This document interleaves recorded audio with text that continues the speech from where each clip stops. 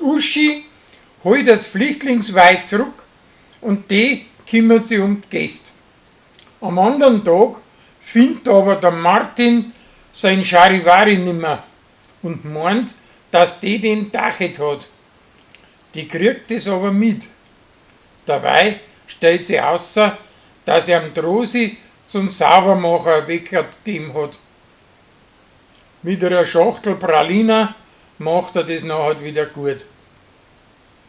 Der Patrick und seine Spätzin möchten einen Bambi auf seinen Wurzeltag zu einem Kinifest einladen. Der gespannt ist aber und riecht sich heimlich als gespinnerter Lucke her. Die anderen kriegen aber dabei kalte Füße und meinen, das gefällt ihm nicht und ziehen sie rot-weiß an, weil das fränkisch ist. Also gingen sie halt nachher gemischt aufs Festel von den närrischen Kini. Der Gregor nuschelt hinter einem jeden zweiten Satz den Ausspruch, sag ich jetzt mal so, hinten nachher. Damit er ihm das angewöhnt, schnalzt er dann jetzt mal ein Gummibandel auf seinen Unterarm, das wo recht zirkt. Der Hubert macht mit seinen Reuten eine Fastenkur, aber er hält's nicht durch, weil er Moni mit ihren Kuchen schwach macht. Der Flori und Toni fahren Mineral über den Berg runter.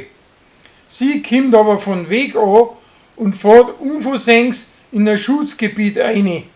Und der Förster erwischt's und zeigt's an. Trixi sagt zu seinen Alten, dass er sich in einen anderen verliebt hat.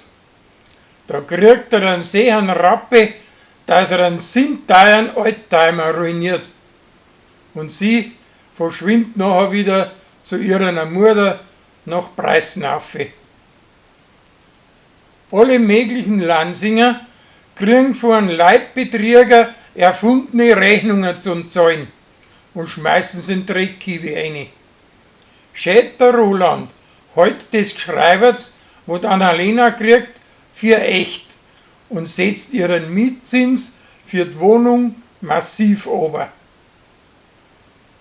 An Patrick lässt die Geschichte mit den Gewaltsteppen keine Ruhe nicht. Und einen von denen findet er nachher unter die Bayerkoferer Hooligans.